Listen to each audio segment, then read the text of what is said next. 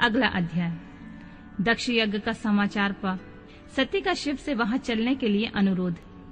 दक्ष के शिव द्रोह को जानकर भगवान शिव की आज्ञा से देवी सती का पिता के यज्ञ मंडप की ओर शिव गणों के साथ प्रस्थान।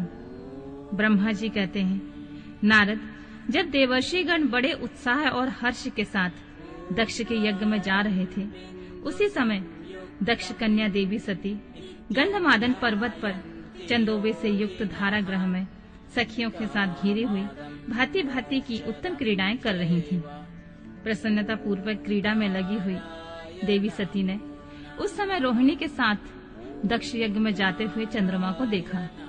देखकर वे अपनी हितकारिणी प्राण प्यारी श्रेष्ठ सखी विजया से बोली, मेरी सखियों में श्रेष्ठ प्राण प्रिय विजय, जल्दी जाकर पूछ तो आ, ये चंद्रदेव रोहिणी के साथ कहाँ जा रहे हैं। सती के इस प्रकार की आज्ञा देने पर विजया तुरंत उनके पास गई और उसने यथोचित शिष्टाचार के साथ पूछा, चंद्रदेव, आप कहाँ जा रहे हैं। विजया का यह प्रश्न सुनकर चंद्रदेव ने अपनी यात्रा का उद्देश्य आदर पूर्वक बताया। दक्ष के यहाँ होने वाले महोत्सव आदि का सारा वृतांत कहा। वह सब सुनकर विजया बड़ी उतावली के साथ देवी के पास आई और चंद्रमा ने जो जो कहा था उसने सब कह सुनाया। उसे सुनकर कालिका सती देवी को बड़ा विस्मय हुआ। अपने यहाँ सूचना न मिलने का क्या कारण है। बहुत सोच विचारने पर भी उनकी समझ में नहीं आया। तब उन्होंने पार्षदों से घिरे अपने स्वामी भगवान शिव के पास आकर भगवान शंकर से पूछा, प्रभु, मैंने सुना है कि मेरे पिताजी के यहाँ बहुत बड़ा यज्ञ हो रहा है। उसमें बहुत बड़ा उत्साह होगा। उसमें सब देवर्षि एकत्र हो रहे हैं। देव देवेश्वर, पिताजी के उस महान यज्ञ में चलने की रुचि आपको क्यों नहीं हो रही है। इस विषय में जो बात है मुझे सब बताइए। महादेव, सुहृदों का धर्म है वह सुहृदों के साथ मिले जुले। यह मिलन उनके महान प्रेम को बढ़ाने वाला होता है। अतः प्रभु, मेरे स्वामी, आप मेरी प्रार्थना मानकर सर्वथा प्रयत्न करके मेरे साथ पिताजी की यज्ञशाला में आज ही चलिए।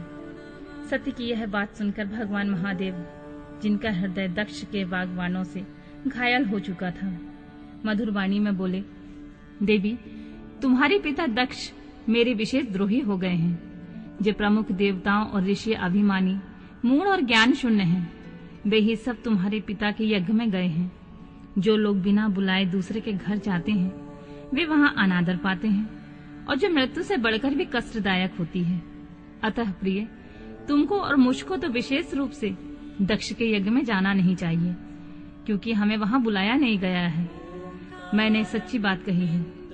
महात्मा महेश्वर के ऐसा कहने पर सती रोष पूर्वक बोली, शंभु, आप सबके ईश्वर हैं। जिनके जाने से यज्ञ सफल होता है, उन्हें आपको मेरे दुष्ट पिता ने इस समय आमंत्रित नहीं किया है। प्रभु, उस दुरात्मा का क्या अभिप्राय है, मैं सब जानना चाहती हूँ। साथ ही वहाँ आए हुए संपूर्ण दुरात्मा देवर्षियों का मनोभाव का भी मैं पता लगाना चाहती हूँ। अतः प्रभु, मैं आज ही पिता के यज्ञ में जाती हूँ। नाथ महेश्वर, आप मुझे जाने की आज्ञा दे दें। देवी सती के ऐसा कहने पर सर्वज्ञ सर्वद्रष्टा सृष्टिकर्ता एवं कल्याण स्वरूप साक्षात भगवान रुद्र ने उनसे इस प्रकार बोला। शिव ने कहा, उत्तम व्रत का पालन करने वाली देवी, यदि इस प्रकार तुम्हारी रुचि वहां अवश्य जाने के लिए हो गई है, तो मेरी आज्ञा से तुम शीघ्र ही अपने पिता के यज्ञ में जाओ। यह नंदी वृषभ सुसज्जित है।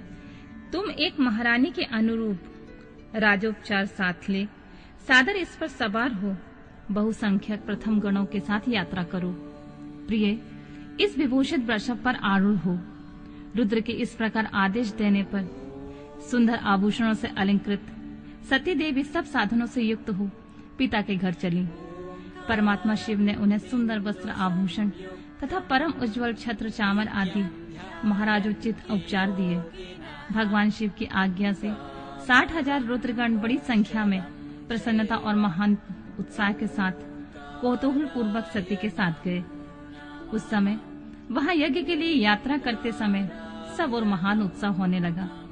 महादेव जी के गण ने शिव प्रिया सती के लिए बड़ा भारी उत्सव रचाया।